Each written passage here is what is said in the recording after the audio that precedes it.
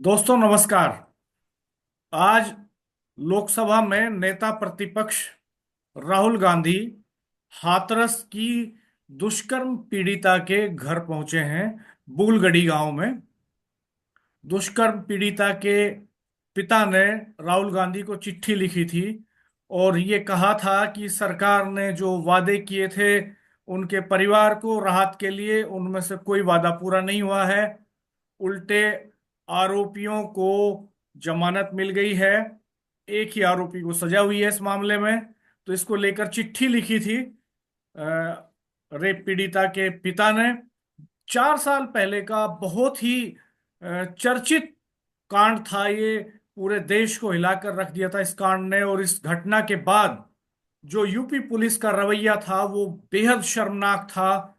आनन फानन UP police ने पोस्टमार्टम के बाद जिस तरह से खुद ही दुष्कर्म पीड़िता का अंतिम संस्कार किया था, उसकी पूरी दुनिया में आलोचना हुई थी। और उस वक्त भी राहुल गांधी और प्रियंका गांधी को पहले यहां जाने से रोका गया। विपक्ष के तमाम नेताओं को जाने से रोका गया। लेकिन बाद में एक दिन सुबह सुबह प्रियंका गांधी और राहुल गांधी यहां पहुंचते हैं, पीड़ित परिवार से मिलते हैं। और आज चिट्ठी मिलने के बाद फिर राहुल गांधी वहां पर पहुंचे हैं।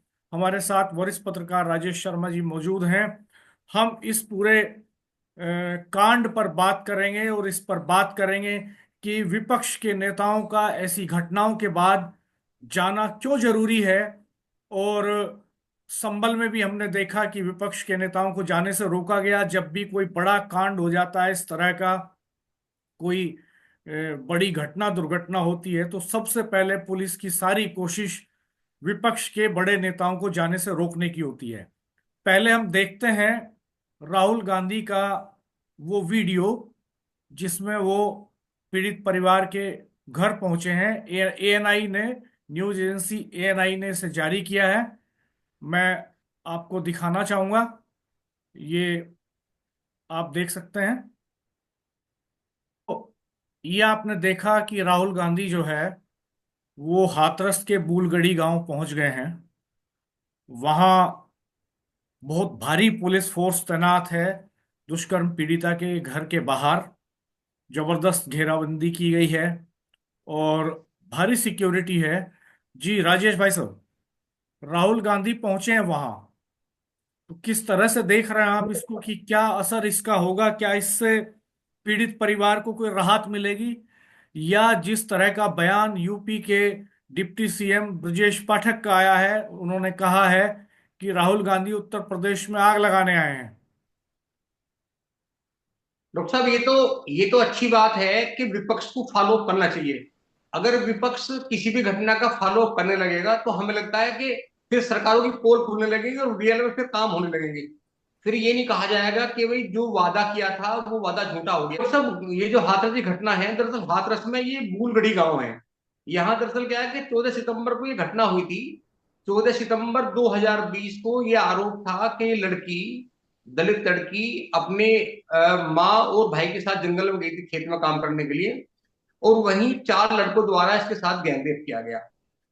हालांकि जब ये घटना हुई, वारदात हुई, शोर मचा, तो इसका जो अलीगढ़ का जिला अस्पताल है, जो हाथरस का जिला अस्पताल है, वहां लड़के मेडिकल कराया गया तो मेडिकल में गैंगरेप की पुष्टि हो गई थी। और 4 लोगों के नाम आए थे। उस समय भी यहाँ राहुल गांधी, प्रियंका गांधी, जयंत चौधरी, तमाम नेता आए थे, चंद्रशेखर भी आए थे वहां। और हालांकि 19, फिर जब ये पता चला पूरा, इसमें जब पूरा एपिसोड चला, तो इसमें 4 लड़के थे, वो 4 लड़के गिरफ्तार भी हुए थे।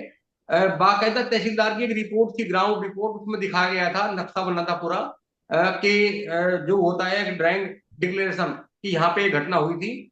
और इस लड़की को फिर दिल्ली के सफदरजंग अस्पताल में भर्ती कराया गया था, जहां इस लड़की की फिर डेथ भी हो गई थी बाद में।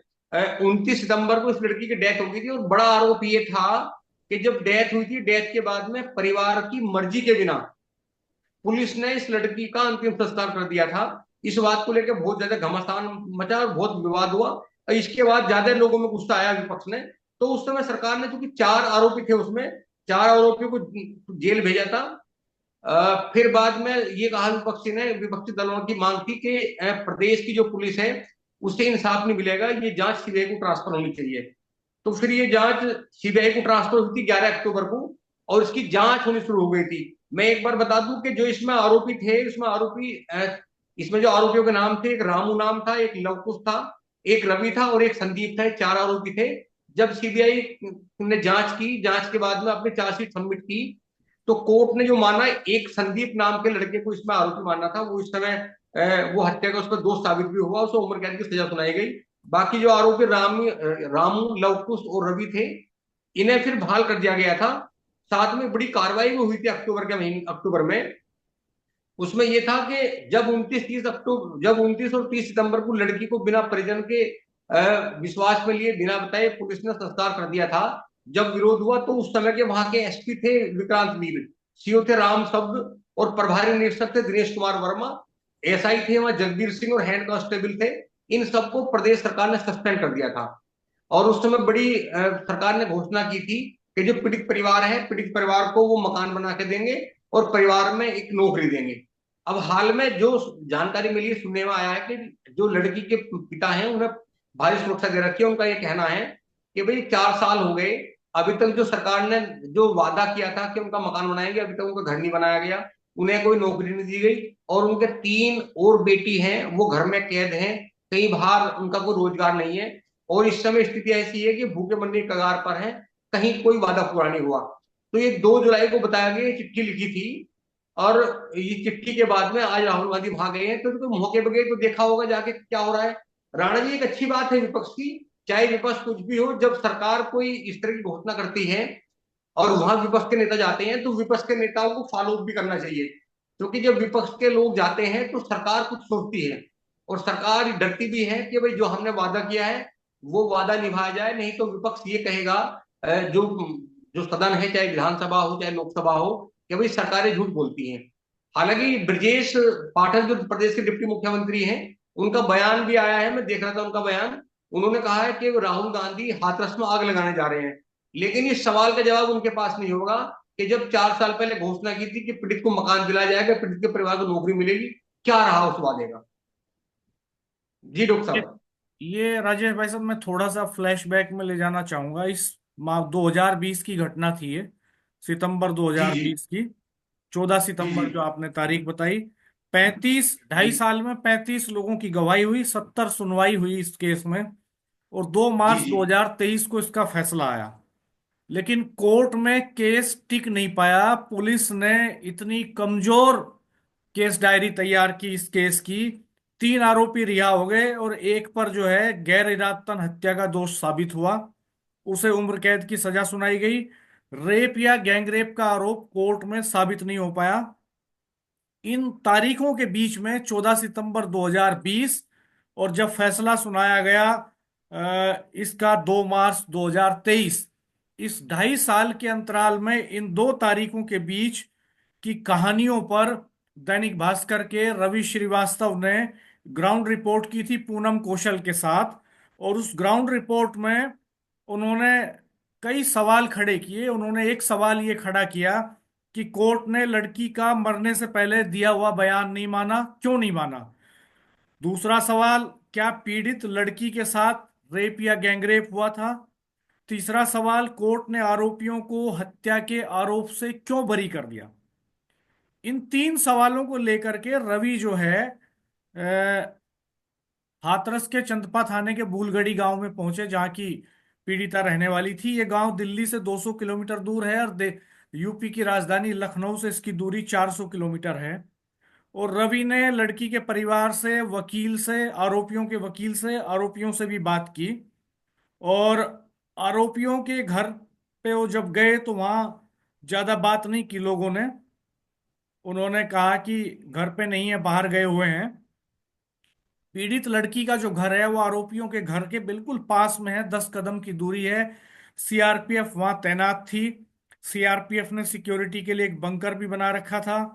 और सीआरपीएफ के सिक्योरिटी चेक को पार करते हुए जब रवि वहां पहुंचे तो लड़की के भाई ने कहा कि सीबीआई ने अपनी चार्जशीट में आरोपियों पर रेप और गैंगरेप की धारा लगाई थी। उन्होंने जांच में साबित भी किया था, जो अब भी चार्जशीट में है। बहन के मरने से पहले बयान दिया था, इसके बावजूद ऐसा फैसला सुनाया गया कि 3 आरोपी बरी हो गए, और एक को गैर इरादतन हत्या में सजा हुई, दुष्कर्म का आरोप भी साबित नहीं हुआ। अब इस पर रवि ने उनसे सवाल किया कि मेडिकल टेस्ट में रेप की पुष्टि नहीं हुई थी तो कैसे सजा मिलती। तो उसके भाई का ये कहना था कि ये पुलिस प्रशासन की लापरवाही थी। जब उसकी बहन ने बयान दे दिया था, मौत से पहले उसने बयान में दे दिया था, ये बात कह दी थी कि दुष्कर्म हुआ है, तो उसका मेडिकल क्यों नहीं कराया गया। मेडिकल जब कराया गया तो बहुत बाद में कराया गया। उस वक्त रिपोर्ट में ये आना संभव नहीं था। जब उसकी बहन पूरे होश में थी तब उसने चारों आरोपियों का नाम भी लिया था। इसके बावजूद उसके बयानों को माना नहीं गया।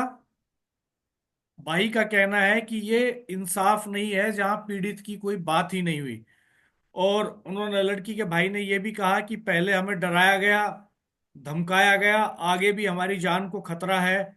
और उसने ये भी कहा कि सरकार ने हमें मुआवजा दिया था, नौकरी और घर देने का वादा किया था, लेकिन ना घर मिला ना नौकरी मिली।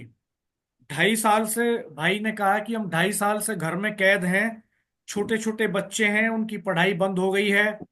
सरकार को ये तो देखना चाहिए कि हमारे बच्चों का भविष्य क्या होगा। हम जहाँ काम करते थे उन्होंने दोबारा हमें काम पे रखने से मना कर दिया, और अब कोई काम नहीं मिल रहा है।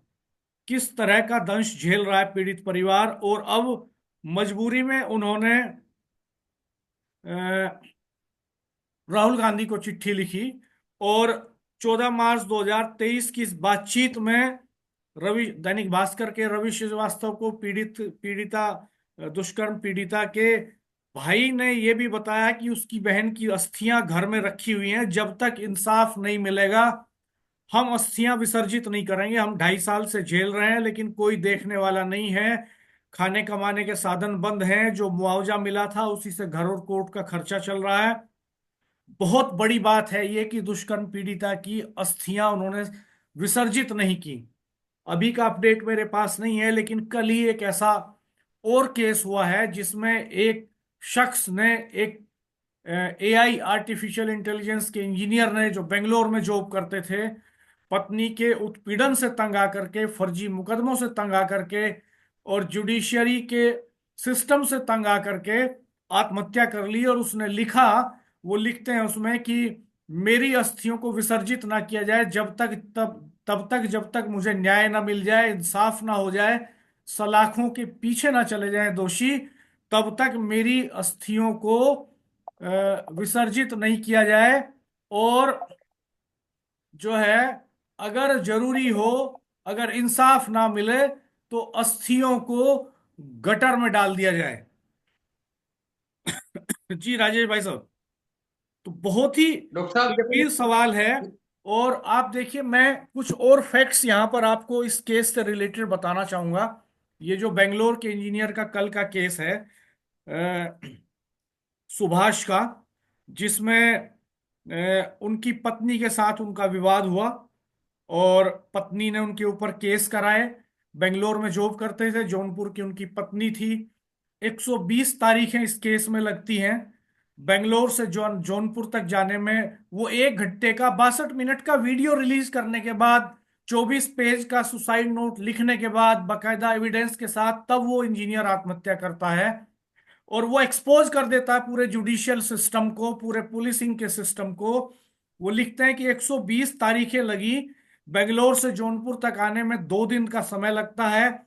एक साल में उन्हें सिर्फ 23 छुट्टियां मिलती थी, और 40 बार वो तारीखों पे आए। जब भी वो आते थे, उन्होंने कहा कि कोर्ट में आते थे तो कभी वकीलों की हड़ताल हो जाती थी, कभी जज साहब नहीं बैठते थे, कभी कंडोलेंस हो जाती थी। इस तरह से जुडिशियल सिस्टम काम कर रहा था। कभी सामने वाले आरोपियों का वकील, उनकी पत्नी का वकील जो है, वो अगली तारीख मांग लेता था, तो उनका आना और पैसा सब बर्बाद चला जाता था। 9 केस उनके ऊपर दर्ज हुए, 6 लोअर कोर्ट में, 3 हाई कोर्ट में, और एक केस उन्होंने खुद डाला। उनके खिलाफ मर्डर की धाराओं में 302, 377, 498, 323, 406, 504, 506 जैसी गंभीर धाराओं में केस डाला गया। और आप ये भी देखिए कि जो उनके ससुर थे, उनके फादर इन लॉ, उनकी डेथ हो गई, तो उनकी डेथ का केस भी मर्डर में तब्दील करके 2.5 साल बाद उनके खिलाफ एफआईआर लॉन्च करा दी गई। 2019 में उनके खिलाफ जो है 2019 में डेथ हुई उनके फादर इन लॉ की। और ये एलिगेशन लगा कि साहब 10 लाख रुपए दहेज मांग रहे थे इंजीनियर साहब, इसलिए जो है उनकी डेथ हो गई। और 2023 में उनकी 2019 में दहेज मांगा ये कहा उन्होंने, और 2023 में डेथ होती है उनकी। तो तब ये मुकदमा उनके खिलाफ दर्ज होता है हत्या का। इस तरह का पुलिसिंग का और जुडिशरी का सिस्टम है। तो यही हालात, यही बड़े सवाल पीड़िता का परिवार हाथरस मामले में खड़ा कर रहा है, सरकार को कटघरे में खड़ा कर रहा है। और सरकार बजाय ये जवाब देने के, सरकार के मंत्री और डिप्टी सीएम बजाय इसका जवाब देने के कि पीड़िता को घर क्यों नहीं मिला, पीड़िता के परिवार को काम क्यों नहीं मिल रहा है, इन इन सवालों के जवाब देने के बजाय वो ये सवाल खड़ा कर रहे हैं कि राहुल गांधी क्यों जा रहे हैं वहां पे। तो अगर विपक्ष के नेता नहीं जाएंगे तो कौन आवाज बुलंद करेगा आम जनता की? क्योंकि आपकी पुलिस तो आनन फानन रात में ये भी इंतजार नहीं करती कि पीड़िता का परिवार आके मुखाग्नि देगा, अंतिम संस्कार करेगा। आपकी पुलिस ही आग लगा देती है चिता में। ये हालात बने हुए हैं। और अब जब राहुल गांधी जाते हैं वहां तो आप उनको आलोचनाओं के घेरे में खड़ा करने की कोशिश करते हैं। खैर, राहुल गांधी अभी तक खबरें हैं कि लगभग 25 मिनट तक राहुल गांधी ने पीड़ित परिवार से वहां पर बातचीत की है।